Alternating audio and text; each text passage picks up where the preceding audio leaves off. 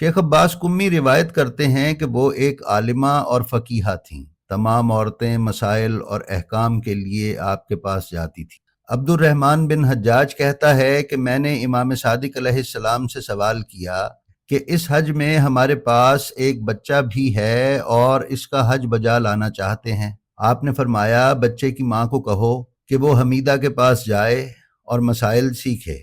لہٰذا اس بچے کی ماں حضرت حمیدہ سلام اللہ علیہ کی خدمت میں گئی اور مسائل پوچھے۔ انہوں نے کہا جب تربیہ کا دن آئے تو بچے کے سلے ہوئے کپڑے اتار دو، پھر اس کی طرف سے احرام کی نیت کرو۔ جب 10 ذی الحج آئے تو اس کی طرف سے شیطان کو پتھر مارو اور اس کے سر کے بالوں کو منڈوا دو اور بیت اللہ کی زیارت کرواؤ، اور پھر کنیز کو حکم دو کہ اسے کعبے کا طواف کروائے اور پھر صفا و مروہ کے درمیان سعی کروائے۔ ایک اور روایت میں ابو بصیر کہتے ہیں کہ امام صادق کی شہادت